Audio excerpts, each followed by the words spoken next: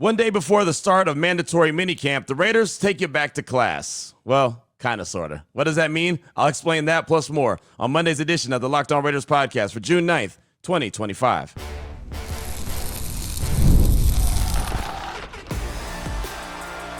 You are Locked On Raiders, your daily Las Vegas Raiders podcast, part of the Locked On Podcast Network, your team every day.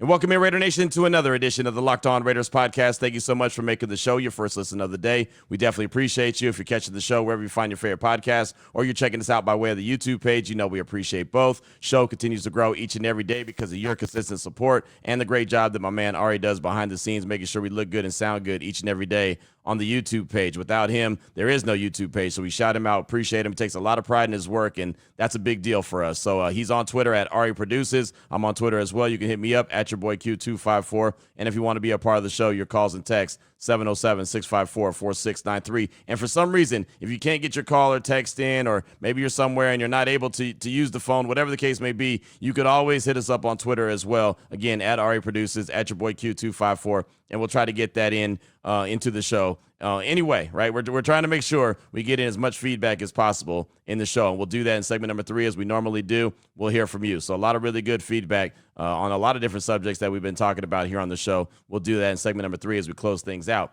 Segment number 2, I actually want you to hear from former Raider GM Tom Telesco. He was a guest on the 33rd-Team.com, their podcast just the other day, talking about a lot of different subjects, but got into the conversation about being the Raiders GM for 1 year and the draft process and the quarterback process, and 6 quarterbacks going before the Raiders had an opportunity to pick at number 13, eventually selecting tight end Brock Bowers, kind of everything that went into that behind the scenes. That was some really good stuff. It's been out for a few days, so I wanted to let it breathe for a few days before I brought it to the show. So you'll hear that, just a few minutes of that conversation coming up in segment number 2, and we'll talk about it as well. Here in segment number 1, just news and notes of the day, and it's really a lot to do with the Raiders going back to school one day before mandatory minicamp gets started. That's going to be the 10th through the 12th, Tuesday through Thursday. We're allowed to be there all 3 days. That's so exciting, so much fun. And then after that day, then they'll break for the summer, and they won't come back till the end of July, and that's when training camp will get going. But today is the day. And I keep referencing going back to class, and it's something like that. It's the Raiders Media Day. It's from 8 to noon Pacific time, so 8 a.m. to noon Pacific time. You can check it out by way of the Raiders YouTube page. It's a lot of fun. It's fantastic, and the players for the first time get the opportunities to put their full uniforms on, pads, everything, shoes, right? I mean, just their gloves. I mean, everything that they would have on for a game day, that's what they're wearing. There's a lot of different stations that they have to stop by in the indoor facility. It's probably like 10 to 12 different stations. One will be just taking a picture. Another one will be like the social media team asking questions. Another one will be like the hype video type moments, right? When you see at Allegiant Stadium during the timeout and Max Crosby be on the screen, come on, get fired up, like stuff like that. That's all being recorded on today at Media Day. And the part that I've been a part of the last couple of years, and I won't be able to be there this year because of my schedule, and it's really wonky, so the time obviously doesn't match up. I'll be on ESPN Radio, Joe and Q, from 9 a.m. to noon, so I won't be able to do that like I have the last couple of years. JT the Brick, Paul Gutierrez, and Eric Allen, they'll be the hosts this year, and it's so much fun. But the station that we were always a part of was this big, long couch where it was JT, me, and then it was EA, right? And that's kind of how it went. And then somebody would come and sit down with us. So it'd be the GM, the head coach, players, Max Crosby, like just a handful of players. Like, it's not going to be everyone, but it'll be some pretty good names. And that's honestly when I started to create my relationship with Jacoby Myers when he did this for the first time a couple years ago. That's the story that I always reference when I say that EA asked him, well, how do you get open? Because EA was just trying to get to know him. First time Jacoby had been with the Raiders. So he's like, hey, so what do you do to get open? Like, how do you get open? And Jacoby's like, I just get open. And it was so funny because, I mean, man, you ask EA this. If you go to Allegiant Stadium and you talk to Eric Allen, you know, when he's doing the pregame show with JT, just ask him about his first real interaction with Jacoby Myers, and he'll tell you, because EA almost got frustrated. He's like, wait, hold on. I'm a corner. I'm a pretty good corner. You're a wide receiver. I study film. You study film. How are you going to get open? And Jacoby's like, I'm just going to get open. And it was so funny the way that he did it, and so nonchalant. And again, we don't really know him at this stage of the game. We're just getting to know him. And come to find out, that's just Jacoby's personality And that's what he does, is just get open. But, you'll have conversations with wide receivers. I'm sure Ashton Genty will be part of it. I'm sure Max Crosby, Geno Smith, like the guys that you expect to go to the podium or speak to the media. Those guys definitely. Pete Carroll, I'm sure, will speak, to JT and EA and Paul G. I'm thinking John Spytek, because normally the GM does that as well. But it's really a good opportunity to get to know some of these players, some of these rookies, some of the veterans, just all these guys. I think we talked to Christian Wilkins last year. We've been able to talk to a lot of guys, and it's just a lot of fun. So it's a 4-hour event. It's a big, massive thing. And it was always cool for me because I would go from doing that from 8 a.m. to noon, then all of a sudden jump on the radio from 2 to 5 and be able to go back and talk about it. It's a heck of an event. Like I said, you finally get a chance. This is an opportunity for Raider Nation to basically go behind the scenes and get to see stuff that I get to see all the time, right? When I get to go to the facility for a practice session or whatever, some kind of media interaction, you get to take a look behind the scenes as well. And I think that I encourage everyone to go check it out. And if you can't see it live, that's okay. You can go back and watch it later, right? Again, it's going to live forever on YouTube. But 8 to noon Pacific time on YouTube. It's the Raiders Media Day. And then tomorrow through Thursday, then they have mandatory minicamp. And we'll have plenty of conversations about what I'll be looking for, especially on the first day coming up on Tuesday. So we'll do that on Tuesday's show. But yeah, this is a fun event, a big time event that you don't want to miss out. And like I said, you'll really get to, hear what Pete Carroll has to say in a more intimate setting, right? Where he just kind of lets his hair down a little bit and lets loose and relaxes. It's definitely something to pay attention to. I wish that I could be there to ask him about the inner game of tennis. That's the book that I ordered, and I've been checking it out. I know some of Raider Nation has ordered it and checked it out as well. Kind of goes into the philosophy of Pete Carroll as a head coach, like how he bases his coaching style. Steve Kerr in the NBA bases it off this book as well. That would be the one thing. And I might have to ask Paul. I might just send a text to Paul and be like, hey, man, do me a solid, because I really do want to ask him about the inner game of tennis. I might just hold on to that and ask him at a later time. Maybe I'll ask him during mandatory minicamp. How about that? I'll get selfish and I'll save it for myself. Why not? But that would be one part of the conversation that I would definitely bring to the table if I was going to be there. But like I said, because of my schedule, I can't. But I know JT, Paul G, and Eric Allen are going to do a fantastic job with the coverage. So I definitely encourage you to check that out on the Raiders YouTube page. Also, one more little nugget that I have for you. This Jalen Ramsey thing is a thing. And I don't know if it's a big thing with the Raiders. I don't know if John Spytek and Pete Carroll are interested, but it sounds like Jalen Ramsey, big-time cornerback for the Dolphins, is going to get traded pretty soon. We've been talking about that for a while. I'm kind of back and forth. I've seen some articles that I had the Raiders linked to Ramsey. I had my guy Cody Benjamin from CBS Sports put out a piece where he actually believes that the Raiders are going to trade for him.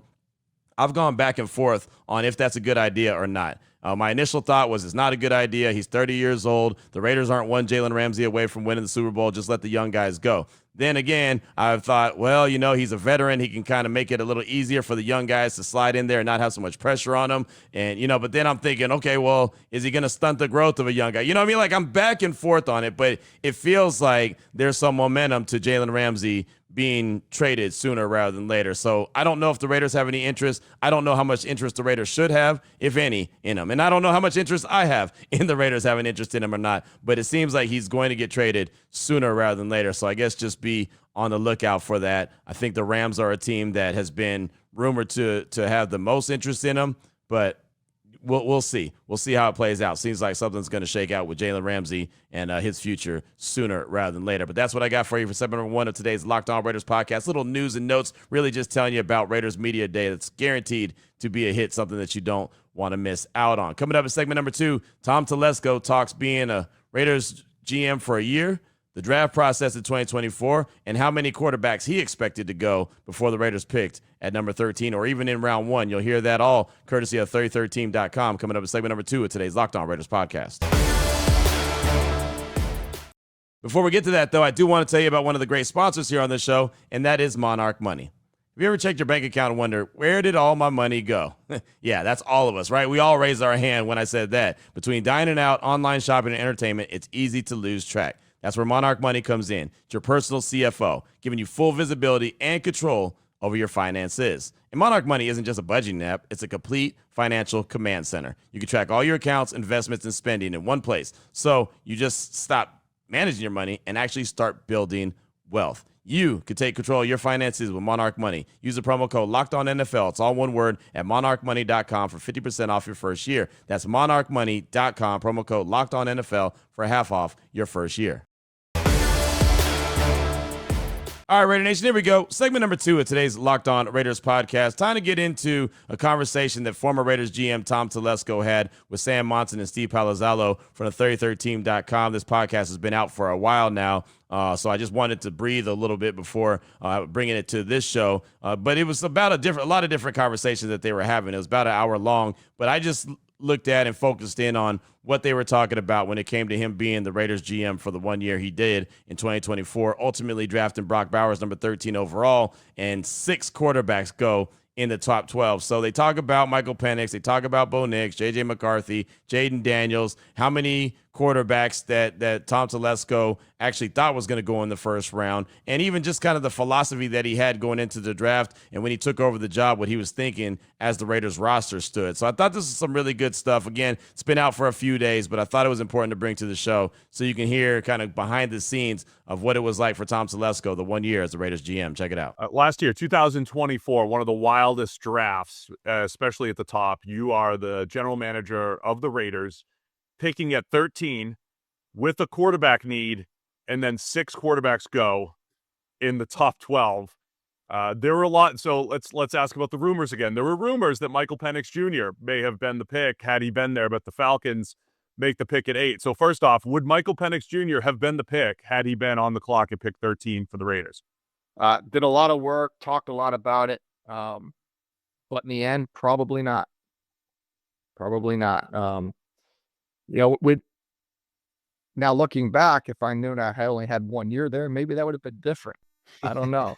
But wait, would it have been a different quarterback? Would it have been J.J. McCarthy or Bo Nix? Was there a quarterback that you would have taken at 13? That's a little bit different. I get in there. Let me just big picture wise. We're building this for the future, and thinking I'm going to be there at least for a little while. The head coach will be there for a little while. Our infrastructure wasn't where it needed to be yet. So we had some concerns. We take a quarterback this early and we have nothing around him. It could be a disaster. So the thought was we need to build the talent level of this team on both sides of the ball. So because we had taught like Jaden Daniels, that one would have been easy, and that's an easy one. But then when we got into the J.J. McCarthy, Bo Nix, and Michael Penix, as far as trading up for those guys, that I was not as much into trying to trade up for one of those quarterbacks to give up that many assets, because we're going to have to give up a lot of draft picks.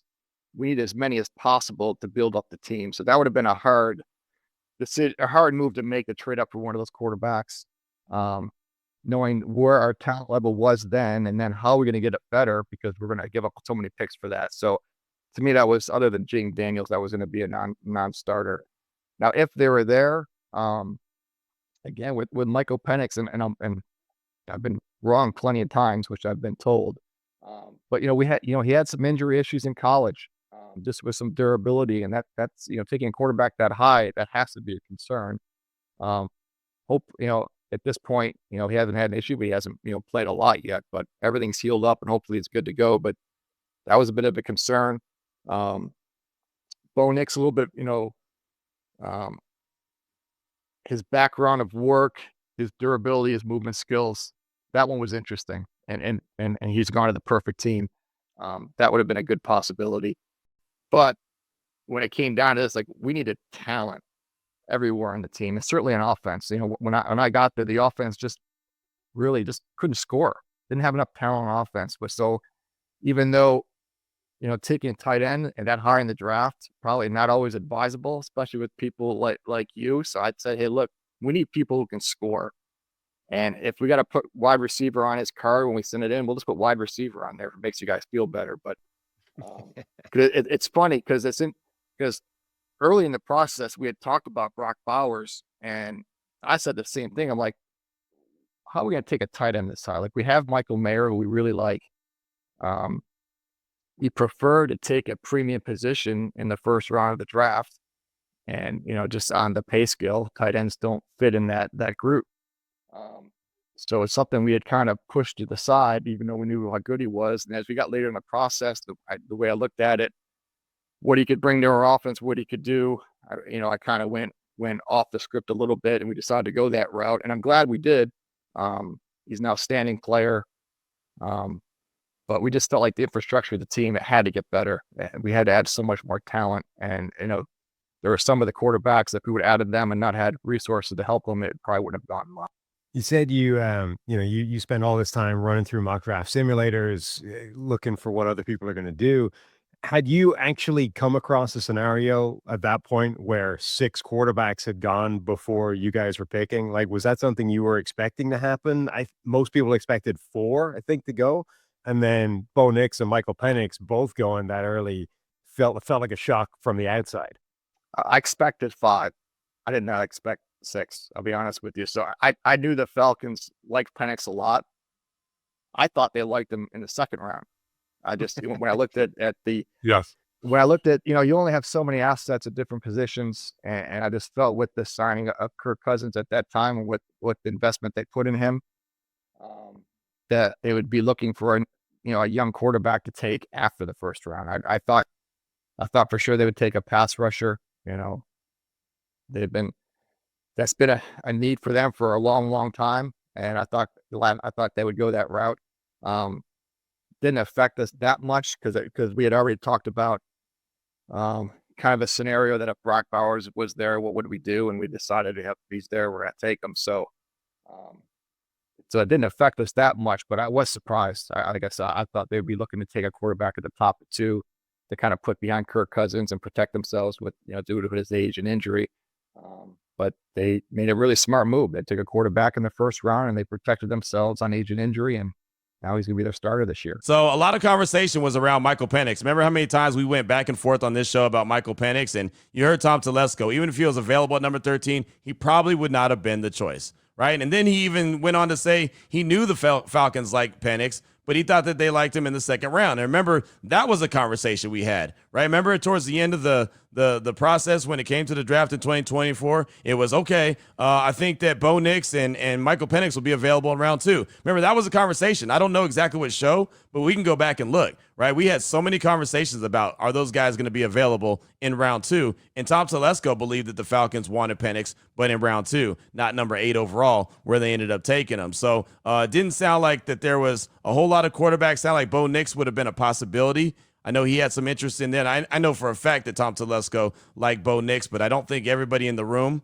really liked Bo Nix. At least that's my understanding from different people that I've talked to about the process. But you heard what he had to say about Nix. J.J. McCarthy kind of on the fence with. Just didn't sound like that they were willing to do too much to go make a move to go make sure they get a quarterback, right? You heard what he said about trades. It was going to cost them a lot to trade up. The only quarterback that they would have done that for was Jaden Daniels, who, again, had the relationship with Antonio Pierce. All that made a lot of sense. We spent show after show after show after show talking about that, right? That was something that was tied together up until the draft. Like, even the day of the draft, I still remember, how it all played out. And still there was conversations the day of the first round. It's like, yeah, but there is that relationship between AP and Jaden Daniels. So maybe the Raiders make something happen like that. Even in Detroit, leading up to the draft that night, there was still that conversation. So ultimately, you heard Tom Telesco talk about the Raiders just didn't have enough talent on offense, right? And he questioned if taking a tight end that high would make sense because of the value of the pick, but it obviously made a lot of sense. It was a great pick. Sometimes it's better to be lucky than good, I guess, because they definitely have a great player in Brock Bowers. And then this year they double it down, and obviously Telesco didn't make the pick. That was Spytek, but they got the best running back. So you got the best tight end last year. You got the best running back this year. You continue to get the best in different positions. You're going to win a lot of games, right? You're going to have a lot of talent on your roster. Now, obviously, to get the best of everything, you're going to have to be picking really high in the draft, right? That's the unfortunate part. And the Raiders don't want to do that. So they just have to trust their scouting, trust the guys that have been focus on all these players, the different positions that they're looking at, and trust that they see the traits that they're looking for, and they can go and make a move that way. So I thought that was some interesting stuff. Again, Tom Telesco on the 33team.com podcast. Definitely go listen to it if you want to just hear a GM talk about being a GM and different stops in his career. I thought it was really intriguing stuff, but definitely wanted to bring everything Raiders related here to the show. So again, Sam Monson and Steve Palazzolo are the ones that hosted the show, and you heard them peppering them with a few questions. What's on your mind? Your calls and texts are next. Closing out the show, hearing from you, 707-654-4693.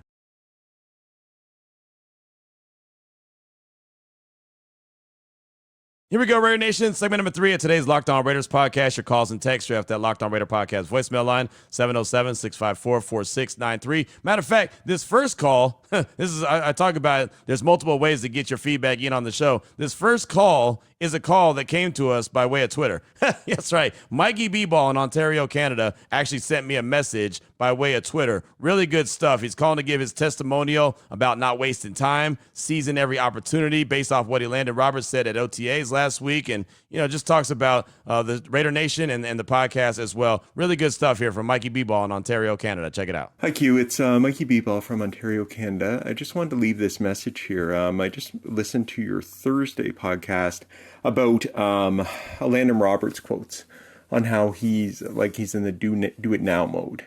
Like you do something every day, do it now. And I totally get that. I'm 50 years old. I had that mentality instilled in me early, unfortunately. I had, when I was 22 years old, in 97, I was diagnosed with acute myelogenous leukemia, which had a 25 to 30% chance of survival with regular chemotherapy. And I ended up being able to have a bone marrow transplant through, I have 3 sisters, and 2 of them actually matched. I was very, very lucky, very blessed that way. And, there's nothing more I can say about that makes a difference. But it means so much. I'm 50 years old now. Obviously, I've survived. I've done well. But the point I'm getting at is that, that was instilled in me early, that you need to do things now in your life. You don't know what's going to happen. And when you do get that diagnosis, that bad diagnosis, what you're doing next week doesn't matter. Nothing matters except for survival. So my story, I went back to school. I was 22 then. I went back, finished my school, my college, finished that, got the highest marks I've ever had then. I worked in my field for a while in the pharmaceutical industry. And then about 10 years after that, I joined the National Police Force in Canada here. So anyway, and I've loved it ever since. I've just kept pushing my career forward and all that. And the reason why I'm saying this is that we talked about family, and I'm blessed to have family in that. With the podcast, Raider Nation, I love the way Raider Nation comes together, especially on this podcast, to support each other. And your podcast having to do with mental health was so important. I am a police officer, like I said, in the last about 6 years ago, I started having PTSD symptoms, and it is hard to get a grasp on, and it really does creep up on you. Mental health issues in general, and you don't think there's anything wrong sometimes, but there is. And anyway, it was really great that you did that podcast. I think it's awesome, and thank you, Q. Bye. Mikey B, thanks for the call. Appreciate you. Fantastic story, or testimonial, I should say, right? Really good stuff to unpack and good life lessons. The mental health show clearly was a big hit, and I'm really happy about that. When you do shows like that, you don't know how it's going to be perceived. Some people will be like, I don't care. I just talk about the Raiders and shut up, right? And other people will appreciate it and embrace it, and that's why this family is fantastic here on the Locked On Raiders podcast, is that we can talk about a lot of different things and really embrace it. So I definitely am glad that took off, and that was a big of a hit as it was. So thank you so much for the call. Definitely appreciate you. Up next, got a text from Raider Zara in Henderson. Hey, Q, Raider Zara in Henderson. Last night, I ran a half marathon in L.A. I had been sick all week. I wasn't feeling like running. I had grabbed whatever running shirt was on top drawer, and it ended up being a Raiders 5K shirt. This ended up being a little funny because the race started and ended at SoFi Stadium. The crowd support was fantastic. There were so many spectators cheering. A few times throughout the run, a group of people could catch sight of my Raider shield on my shirt, and I get a Raiders cheer that put a big smile on my face and get me juice for the next mile. So shout out to the nation. Thank you to anyone out there who might be listening, because your girl needed that motivation to keep on to that finish line. Raider Zara in Henderson. Another little testimonial. Fantastic stuff. The Raider 5K. I know a lot of people that do that. That is a tough challenge, but this one you did in LA and it ended at SoFi Stadium. It's even funnier because it has the Raiders on it. That is cool. I like how that ties in, and even having Raider Nation there to yell out Raiders when you pass by. That's really cool to keep that thing going. So congratulations on that run. That must have been a fun one and a great accomplishment to get it done as well. Up next, got a call from Jacob from Wilmington, North Carolina. He's calling to talk about Tyree Wilson and what he feels about the former first-round pick, number 7 overall. Here's Jacob from Wilmington, North Carolina. Hey, Q. Hey, Ari. Hey, Raider Nation. This is Jacob from Wilmington, North Carolina. Word around the campfire is Tyree Wilson is looking good. Man, I know there's a lot of controversy around Tyree Wilson. I have always been a Tyree Wilson supporter. On the day he was drafted, the night before, I said the Las Vegas Raiders select Tyree Wilson. And Tyree Wilson came to my Instagram page and saw it. And, I commented on one of his photos. And Raider Nation, like, this might just be my own opinion, but like, when I look at Tyree Wilson, I see Michael Strahan. Like, Michael Strahan, it took him a little while to get ready into the league. So I'm a big fan, and I think Max Crosby has been getting Tyree into like becoming a soldier, And anyways, playing on those trenches, you gotta have a dog mentality, a soldier living in the trenches kind of mentality. Anyways, so if Tyree Wilson is really doing that thing, I just want to say, shout out Tyree. Yo, I got your back, man. I'm a big fan. Way to go, number 9. Hey, just win, baby. Big Jacob, thanks for the call, my man. I appreciate you. And yeah, I'm high on Tyree Wilson. I was high on Tyree Wilson when the Raiders drafted him. Right, I had Joey McGuire on the show talking about him. I've talked to Tyree many times, and I don't know how good he's looking. We'll find out in mandatory minicamp for the next 3 days. We'll be able to have eyes on the full practice for 3 days in a row before they break for training camp, or break for the summer and then come back for training camp. So I'll get a better idea then, probably get an opportunity to talk to him as well. But this is a big year for Tyree, right? This is year 3, and this is staff 3, right? Remember, he was drafted by Dave Ziegler and Josh McDaniels. He wasn't drafted by Tom Telesco or Antonio Pierce, and he sure wasn't drafted by John Spytek or Pete Carroll. Pretty soon they're going to have to make a decision on his 5th-year option, what they're going to do there. So if there's ever a time to break out, I guess is what I'm trying to say. If there's ever a time to break out for Tyree Wilson, it might be now. He might want to do it now, right? If it's not now, it may be never, at least never with the Raiders, right? I mean, he's really got to show why he was selected as high as he was, right? And again, this staff could easily say, yeah, he's not cutting it. He doesn't really fit with what we want to do. And it's been 3 years now. So he's got a lot that he's got to work on and really take his game to the next level. I think when he's on, I think he could be a really good player and add some more depth along that defensive line. And I think he can even play multiple positions. But he's got to be able to master one first. So this is going to be a big mandatory minicamp for Tyree. It's going to be a big training camp for Tyree. And I believe it's going to be a big year for Tyree. And it needs to be a big year for Tyree. He's got to prove who he's going to be in the National Football League. Thanks so much for the call. Appreciate you. Up next, I got a text from Raider Nick in the 757. What's up, Q? It's Raider Nick from the 757. I'm reaching out to you in reference to your mental health segment. I've been listening to your show since the days you said you rolled up and saw Gruden in the Legion parking lot. LOL. Haven't missed a show. I credit your coverage of the team with lighting a fire under me, not only in terms of fandom, but in terms of perseverance. Here in Virginia Beach, I tell every diehard I meet about your show like a badge everyone should wear. As far as mental health goes, my mother was diagnosed with early onset Alzheimer's and dementia. It propelled my role in my family to heights that I had never imagined I'd be able to sustain along with balancing a career in healthcare.